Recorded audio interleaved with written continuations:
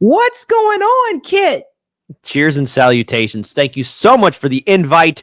And I wish we were not going to be having this conversation, but apparently we are. For those who don't know, hello to Sabrina's audience. My name is Kit Cabell. I'm the host of Hard Lens Media, Chicago's #1 independent media network here in the city of Chicago. And apparently one of Chicago's problems, one of its cancers, looks like it might infest the entire political discourse of these United States. So where shall we begin, Sabby? It's your show. Lead the way.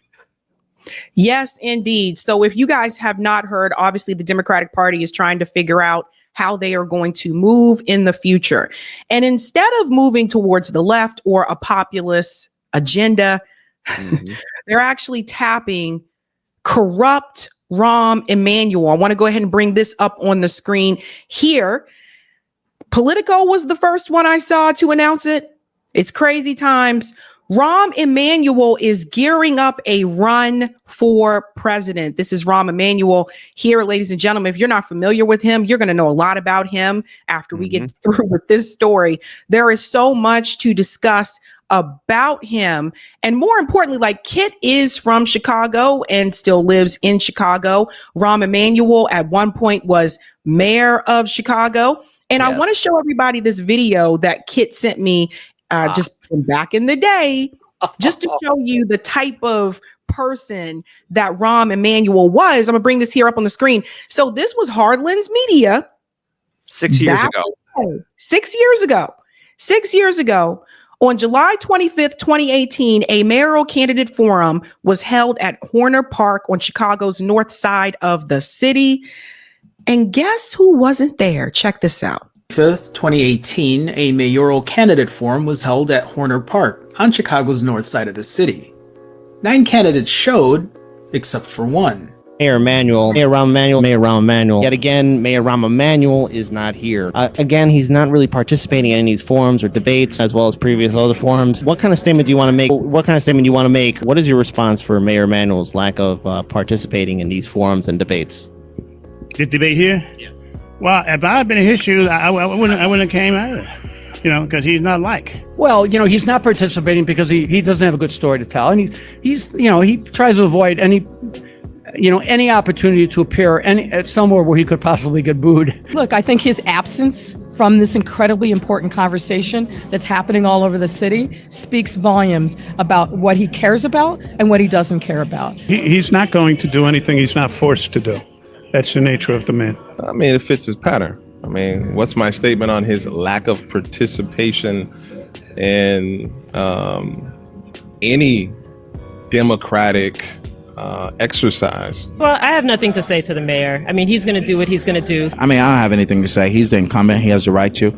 He's going to definitely have to be a part of it once we're on the ballot. I think it's really inappropriate for him to not participate in these forums. I think it's something that people should be aware of, in the sense of you have candidates out there putting themselves out. We're going to say things that might be agreed upon or might not be agreed upon, but we have to convey our message to the citizens of Chicago. And if somebody's not willing to do that, then they shouldn't be eligible to run for mayor. If you want to be the mayor of this great city, you've got to get out there, you've got to meet people, you've got to listen to them, and you've got to demonstrate a level of compassion and empathy for the day-to-day struggles of everyday Chicagoans. And the fact that he won't come out in public in these kinds of forums and interact with the citizens, to me, is disqualifying. He gets the office, he does his PR, he has very controlled press events. If it's not controlled, he's not there. He's never going to show up to something like this. He needs it controlled. He needs it staged. He needs paid applauders. But once the debates happen, I think we'll be able to expose Rahm for who he is. For him, for as I'm concerned, for Rahm Emanuel, close up 48 of 50 schools. Close down the mental health institute. Okay? Economic equality is not there in fairness. I would look, something wrong with him mentally. You gotta have something wrong with you, serious wrong with you mentally. I'm not for sure. I think he need to be in that. Okay, that was Kit there in 2018. So I want to let's dive in, Kit. All the issues with Rahm Emanuel, obviously not showing up to that mayor forum there. I showed you just how much he cared about the people. Go ahead, take it away, Kit. Well, there's a big significance to that video clip because when myself and my colleague Daniel's behind the camera, when we were covering this mayoral forum debate, this was the third one that Rahm Emanuel didn't show up to. But what's significant about it is that just a few days afterwards, that was the telltale sign that Rahm Emanuel was not going to be running again for this third election cycle. And this was huge for Chicago politics, for Chicago history, because Chicagoans, we've had nothing but a dynastic mayor, and that's Old Man Daley, and there's Daley Jr., both of which, father and son, add both their times together, 40 years of Daley influence over the city of Chicago, and Old Man Daley made that office what it is, and Rahm Emanuel was set to get reelected. But the problems with Rahm Emanuel were building up. He rode in on the good wave of the Barack Obama administration. He rode in the good wave of the hype of Obama and everything that he was promising. And in turn, what was the wonderful gift that Chicagoans got?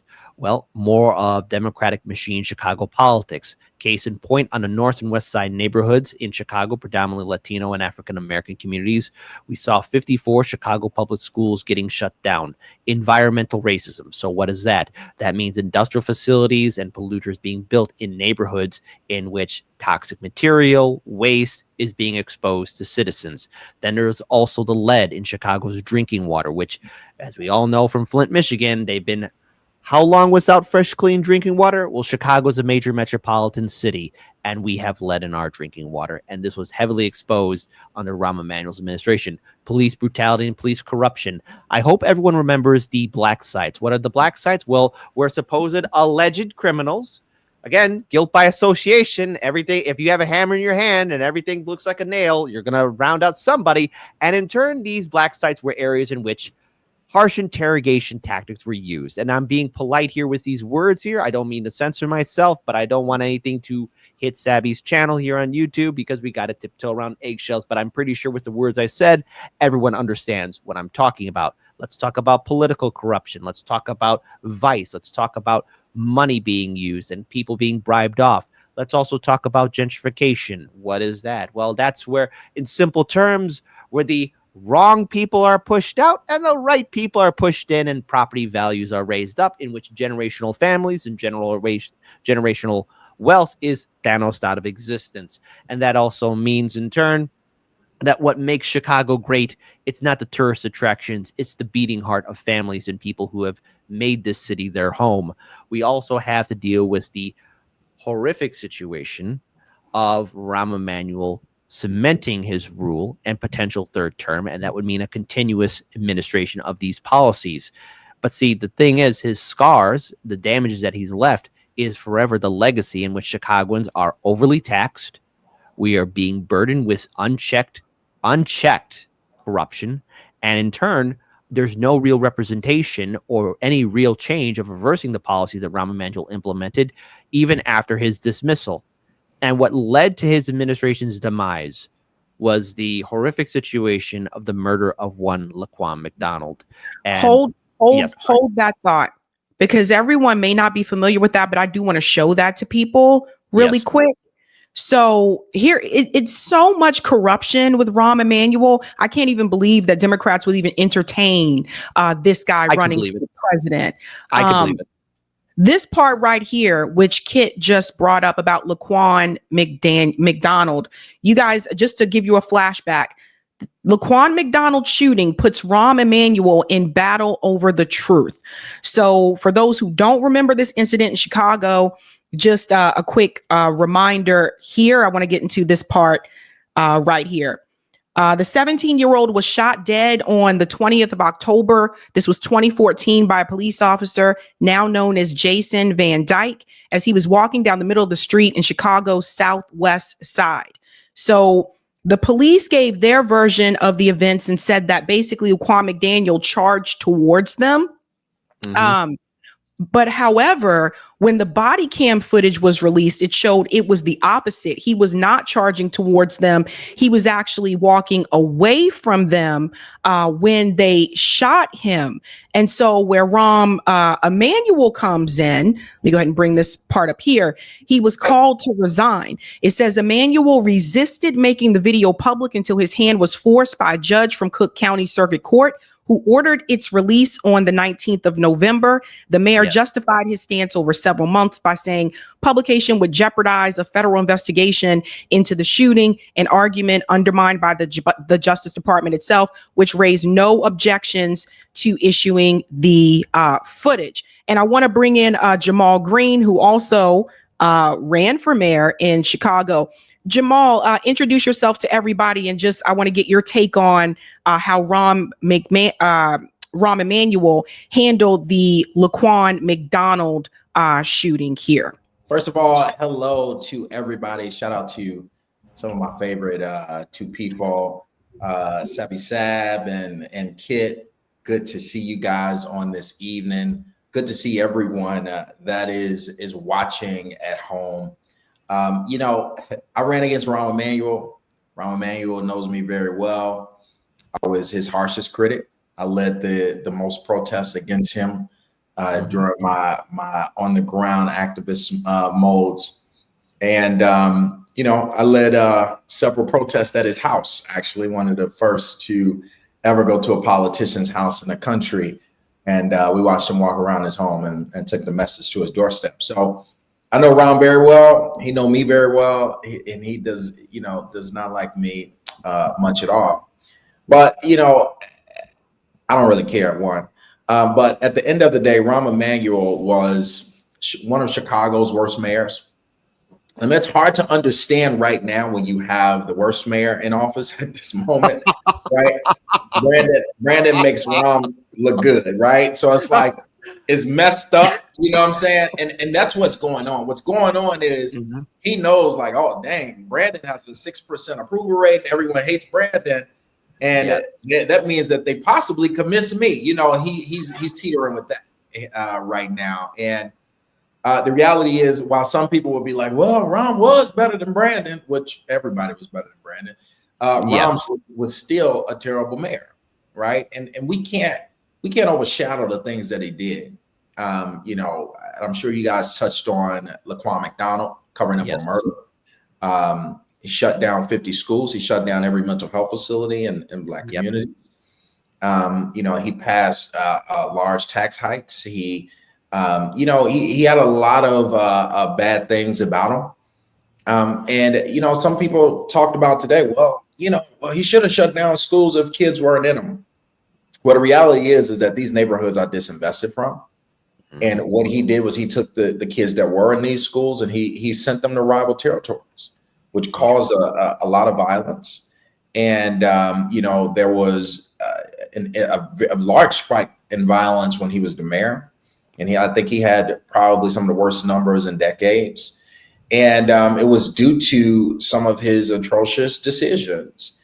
The reality is in these neighborhoods, we got to build and invest in them, right? And what's happening is that when you're not investing in these neighborhoods, well, if people get an opportunity to leave, whether go to the suburbs or whether to leave out of town, then they leave, right? And so when they leave, they're taking their families with them. And so those kids are leaving those schools in the neighborhood. And if you are not investing in the neighborhood to repopulate the neighborhoods, then of course the attendance levels will decrease, right? Because you have a disinvested neighborhood that people are not going to want to move in. Why do I want to go move into a neighborhood that doesn't have a grocery store? Why do I want to go move into a neighborhood, that doesn't have the amenities that I want? The things that the parks. Most of these neighborhoods don't even have parks, right? And so, of course, you have a disinvested neighborhood where people don't want to move into. So the people that are in those neighborhoods, when they leave, of course, there's going to be a decrease in attendance at these schools, which is why he was, able to make the decision that he did. So we have to understand the type of mayor that he was. He was not an investor into the neighborhoods.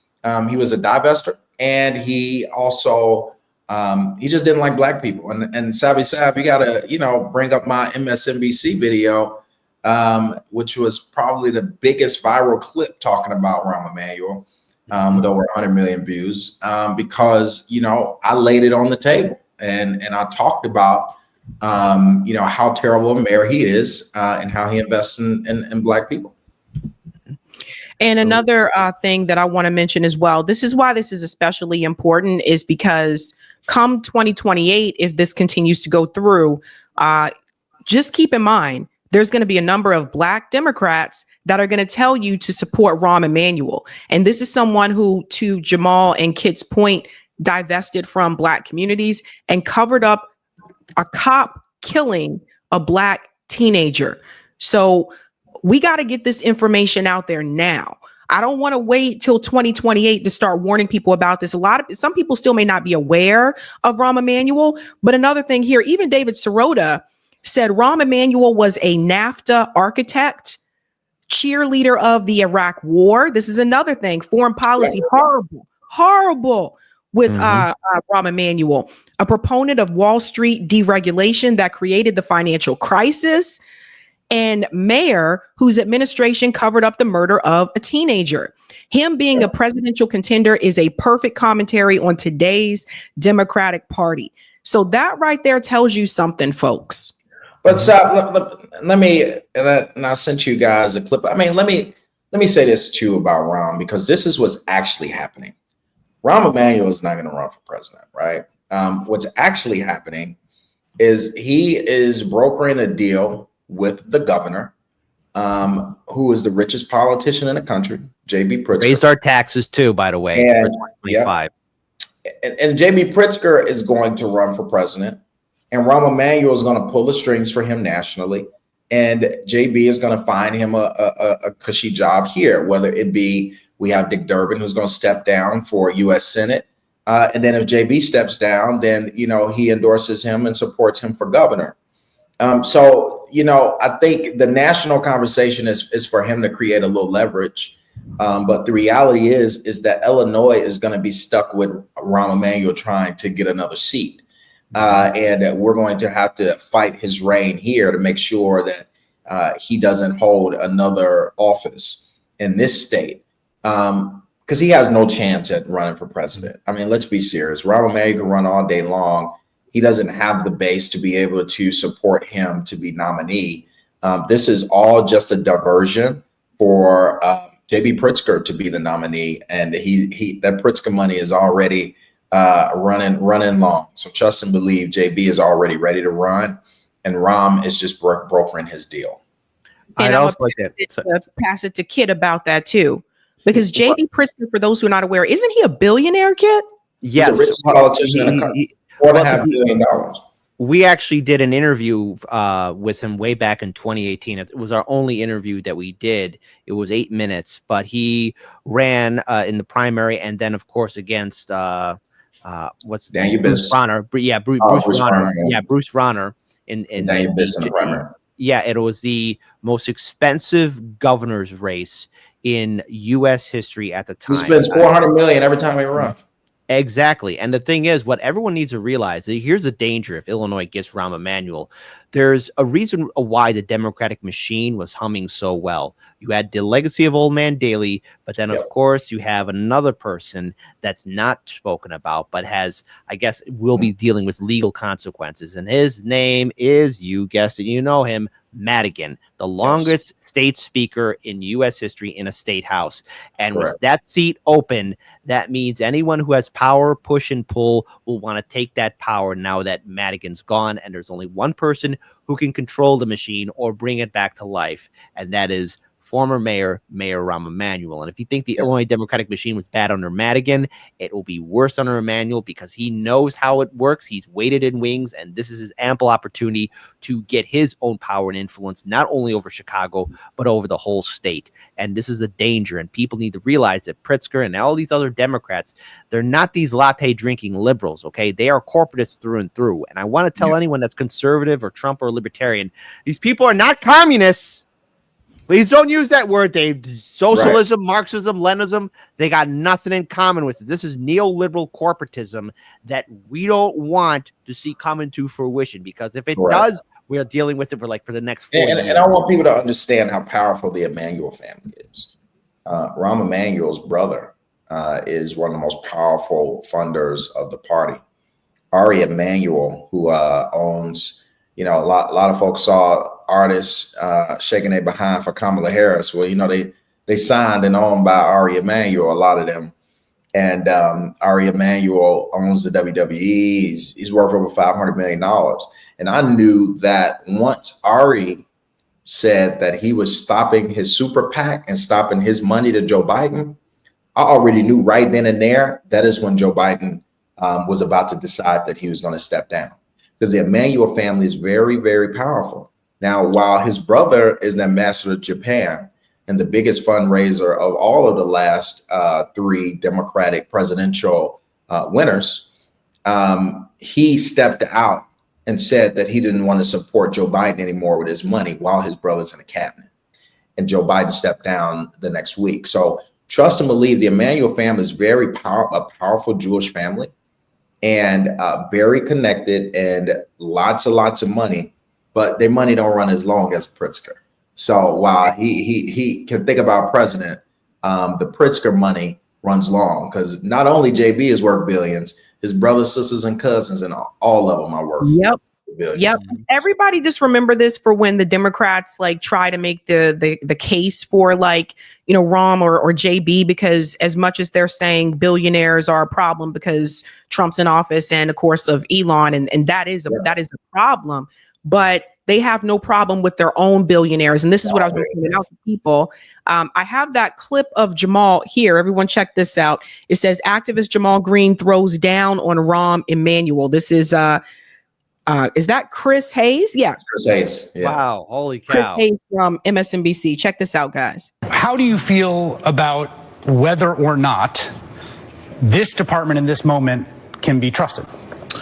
So, first of all, if you want to talk about the trust with the police and black people, there's never been trust. All right. So that's number one.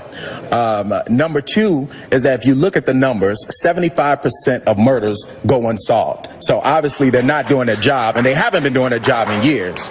But hopefully Superintendent Eddie Johnson can do something about the police culture. But if we're talking about violence, police isn't the answer. You could put 100,000 police officers on the street that will not reduce violence in the city of Chicago, because police are only there to react. They're only there to react. You have to put money into prevention. And right now, nobody has really said it, but his name is Rahm Emanuel. And this mayor that we have in the city of Chicago does not care about black people. And I'm going to put that on the record. When you can invest $100 million into DePaul basketball arena when they can practice at the United Center for free, and $16.4 million into Uptown to build upscale apartments, when you can build these new bus stops we got now downtown, but walk in our neighborhoods and not a million is coming. When we walking past boarded up schools, boarded up houses, they knock it down with red X's with no plan to redevelop. Mental health facilities shut down. The unemployment rate is the highest in Chicago than it is around the country. When you want to talk about violence, you got to talk about the economics,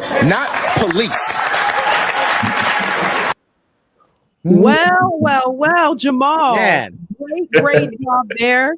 You killed it. And then honestly, like, this is what we need, right? Because when we see this, and I'll pass it back to you, Jamal, people also need to know that Rahm Emanuel was also the chairman of the DCC. Remember this? Yep. Democratic Congressional Campaign Committee chairman. This part right here is really interesting that I want people to see. The Democratic Party gained 30 seats in the House in the 2006 elections, and Emanuel received considerable praise for his stewardship of the DCCC. However, this part right here, this tells you what you're getting. Emanuel also faced criticism for his failure to support some progressive candidates, as Howard Dean advocated. Emanuel had aggressively recruited right-leaning candidates, frequently military veterans, including former Republicans. So that tells you where Rahm Emanuel is aligned. And people really need to see this. This guy has done some of everything, right? Like, he worked under Obama. He was mayor. He was, chairman of the DCCC. Like, he was ambassador to Japan. Like, he's had multiple different positions, and he has not been good for working class people. And I pass it to you, Jamal. Never have. And Obama is complicit in Rahm Emanuel. And I want to make that clear. Rahm Emanuel was a travesty before he became mayor of Chicago. Michelle Obama was trying to push him out of the White House because she hated him. Mm-hmm. And Obama supported him for mayor, not just once, but even as he shut down 50 schools and violence was on a high and he barely could win his second term because he had lower approval ratings. Here was Obama coming to town again to support him and help him win a second term. Rahm Emanuel didn't even live in Chicago. He had a residency mishap when he ran for mayor because he hasn't been living in Chicago for years. And they changed the residency laws and allowed him to run for mayor of Chicago because President Obama was the president. So he had a residency hearing, lots of objections, and they passed him through so that he can become mayor of Chicago. So understand that Obama is complicit in a lot of what happened with Rahm Emanuel.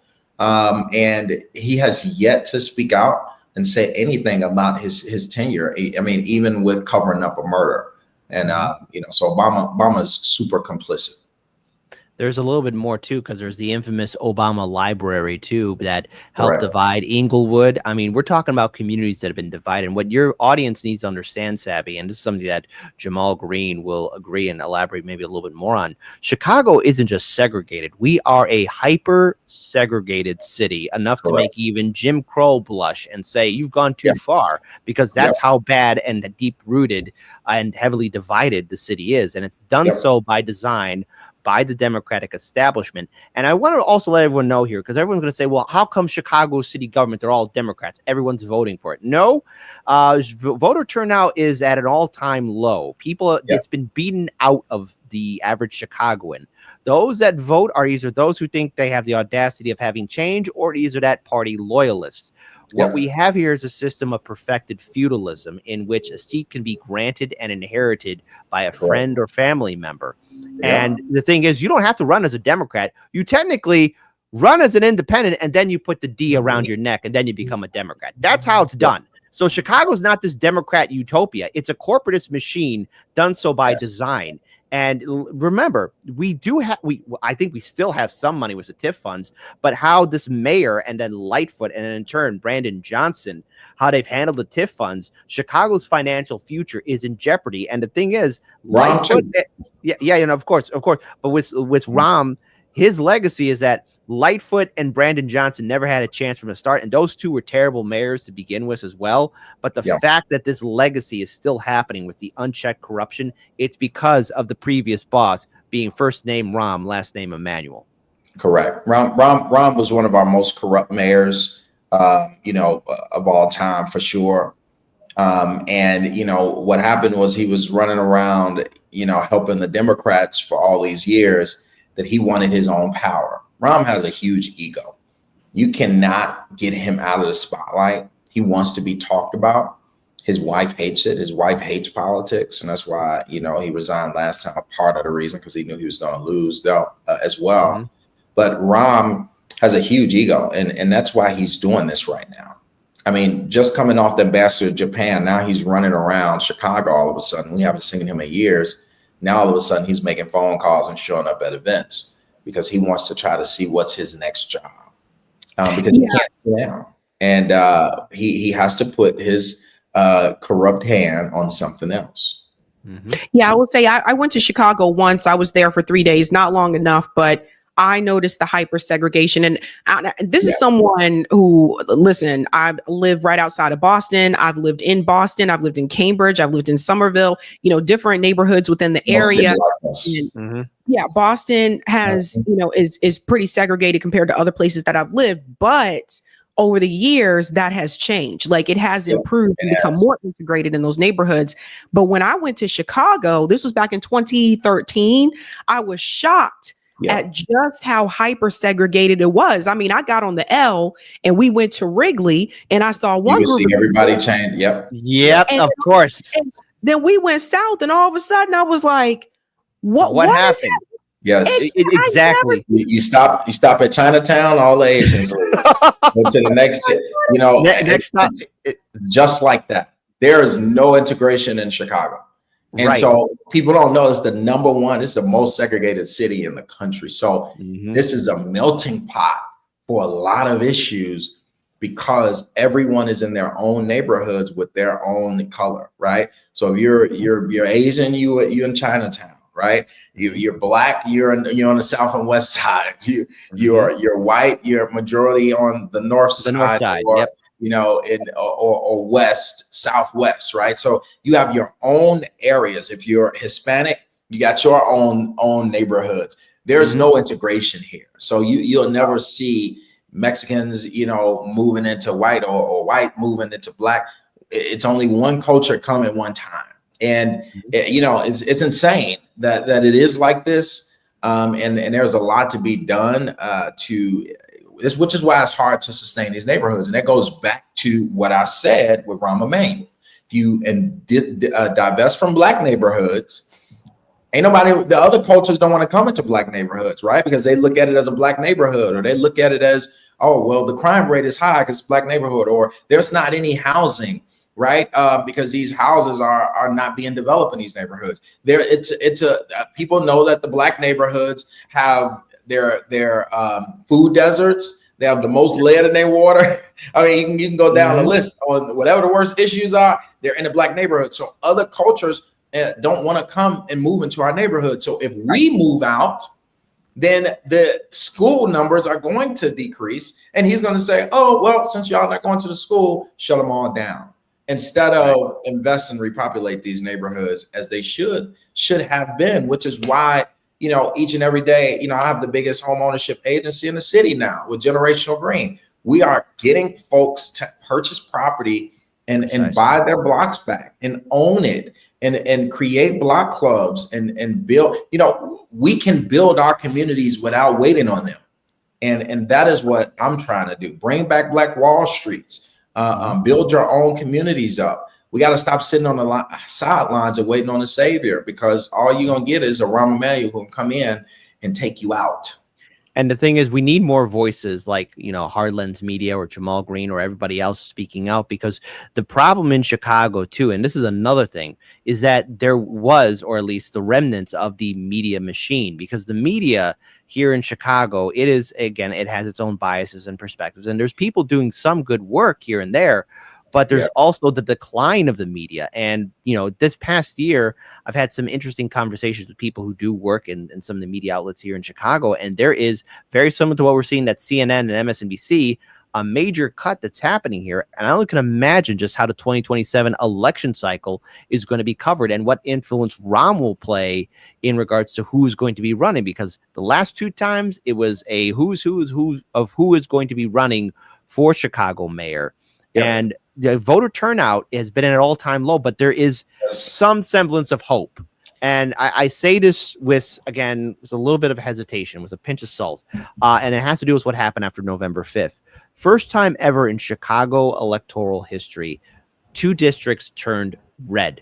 That's never happened before in this city. And there's a growing movement for independence. And not to mention, there's a growing movement calling for the resignation, or is that the withdrawal of Mayor Brandon Johnson, which has never been seen before. And it was happening just before the DNC convention. Yeah, we don't even have a mayor. Chicago. Yeah, we don't have a mayor. And not to mention, you know, you mentioned, you know, you also mentioned how Rahm Emanuel invested into DePaul University for their sports team. We had our own mayor, Mayor Brandon Johnson, invested in the Chicago Bears, who basically gave the city the middle finger, and they're leaving us. And yet he's giving them money to try and appease them, when that money could have been done for schools or community centers or putting in potholes, or either. Don't start on $1 billion that he just gave the migrant crisis, but you know, exactly, because there was never a plan. And for the migrant crisis, I mean, Jamal, I had you on my show last year where you were calling out the sanitation and the well-being of these buildings, because big money exposed, to everything. It was an absolute disaster.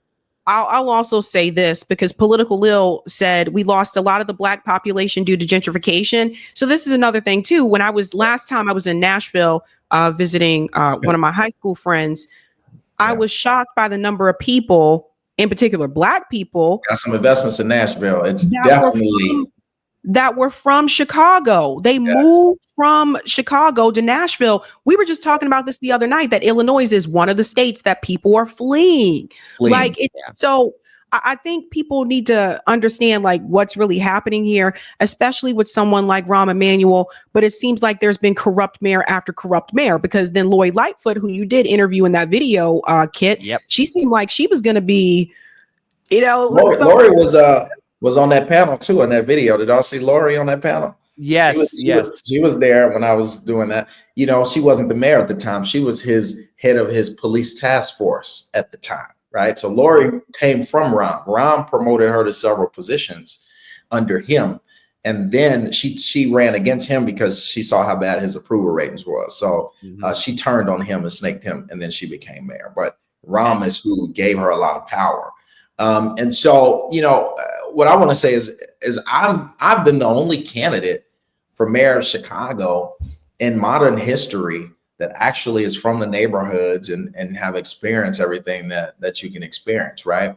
And that's a part of why I ran for mayor, because I knew all the other candidates were, you know, oh, I worked for X, Y, and Z, or I was CEO of this. And these are candidates that are selected by different entities to, you know, move forward their agenda.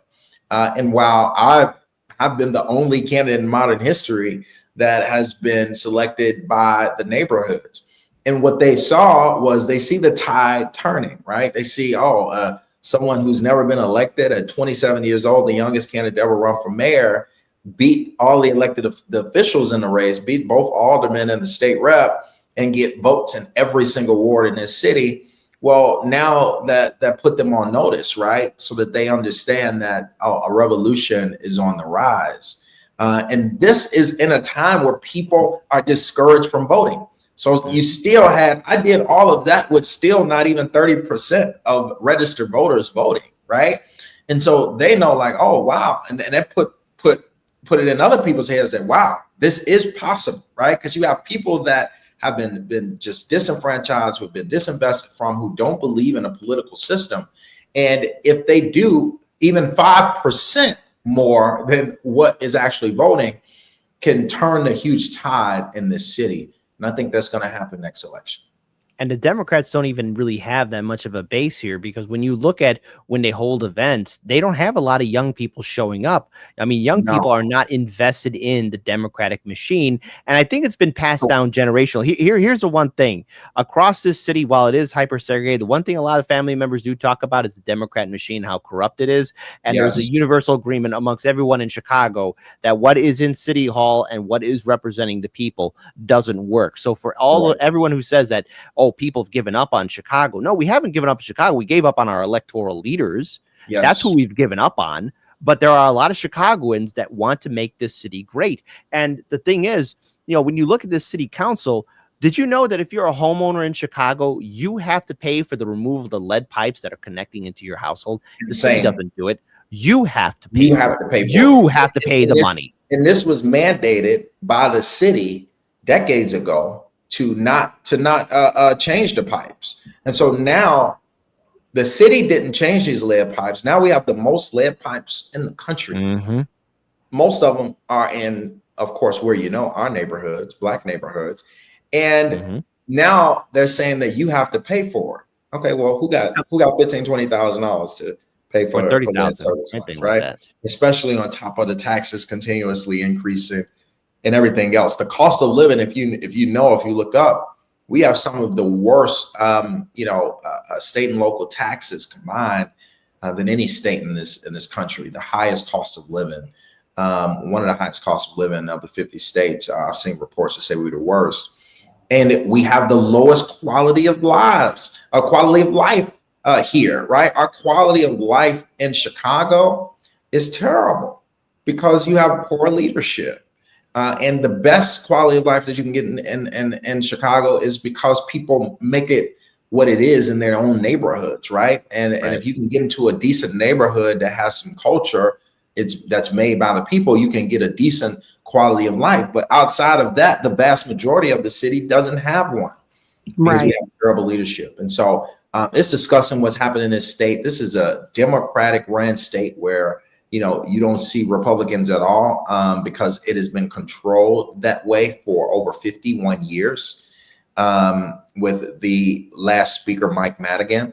And it's time for some rogue candidates to step forward and change what's going on in our state. That's right. Well, I'll tell you guys again, if you guys do not know, if you joined later, Rahm Emanuel is gearing up for a run for president. He was mayor of Chicago, among other things. A horrible choice. I have already seen some Democrats, some progressive Democrats on social media that said if this happens, they are absolutely done with the Democratic Party. He's not going to run for president. He's just, he just wants to be talked about. But he again is using this as leverage. Rahm Emanuel and J.B. Pritzker are close friends, and their Jewish families are very close. And so, at the end of the day, J.B. Pritzker is running for president, that we do know. And at the end of the day, y'all gonna have to help Illinois save us from Rahm Emanuel, because at some point this year, you're gonna see a sharp pivot, and you're gonna see Rahm Emanuel trying to run for public office right here in this state. Hopefully, JB, when Dick Durbin steps down, hopefully they don't broker a deal to appoint Rahm Emanuel as U.S. Senator and make it to where he's appointed rather than him run for it, even though he'll still run, but he'll be appointed as U.S. Senator. Trust me, it's a lot of crazy things that's going to happen in Illinois, from the governor's race to the Senate race, and we got to be paying attention over the next. And we need help. And the thing is, like, it's going to be 2026 when that election cycle happens. We're going to be talking about Jamal. I'm pretty sure I'm going to be inviting you on my show to talk about this as well. But everyone, let's drill this in your head. What's wrong with Rahm Emanuel? Unchecked political corruption, gentrification in neighborhoods, the black sites where, again, harsh interrogations were being used. You have, again, environmental racism. You have political corruption, the cover up of the murder of Laquan McDonald, and so much more. They're shutting down and half the mental health facilities, too. And of course, we also want to add, if like for the foreign policy perspective, again, he supported the Iraq war. So everyone remember that. Every bad war we had. Right. When you think about 2008 housing crisis, he was a part of that. So don't forget about those things. Guys, thank you so much for coming on to talk about this. Before you go, can you tell everybody where to follow you? Kit. Absolutely. Well, as you can see, I'm the host of Hard Lens Media. We're live Monday through Friday, 9 a.m. Central, YouTube, Rumble, X, and Kick. We have a Patreon page as well. Please consider supporting us and stand up against YouTube censorship and shadow banning. We appreciate all the support we can get. We have a lot of guests. I've had Sabrina and Jamal Green on my show, respectively, and we're just going to keep on pushing forward. We also have a TV show on Can TV, Channel 21. So we're not stopping. We're not backing down. We're also on Facebook, Instagram as well. So whatever support you can do, just follow us on social media. We'd be grateful for it. And on tomorrow's show, Friday, I'm having Rome from RBN as a special guest. So tune in for tomorrow, Friday, 9 a.m. YouTube, Kick, X, and Rumble. Awesome. Jamal, where can people find you? Well, it's not hard to find me. Find me everywhere on social media at Jamal Green. And again, just want to thank both of you for getting the message out. Right here in Chicago, the media is bought and owned by the Democratic Party, right? And so that, again, when they select candidates, they use the media to create the perception of the candidate that should be chosen. And so we need more independent journalists and folks who are going to tell it like it is and be honest about what's going on. So just want to say thank you to you both. And folks, do your research and look at what's going on politically. I don't think the Democrats are ready in the next couple of years. I think that they're going to have a hard time winning again in this next 4-year cycle. But they better have their stuff together. Right now, I do not see a Democratic candidate that is even to anything to be excited about. And that is unfortunate, because right now we should at least have somebody that we say, no, this needs to be the Democratic nominee, and we don't. So that means they got to get their policy and their agenda together and pick a good candidate. But it ain't gonna be wrong. All right. Thank you both so much. Thank you. Thank you. Hey guys, this was a Sabby clip. If you like what you saw, hit that like button and subscribe.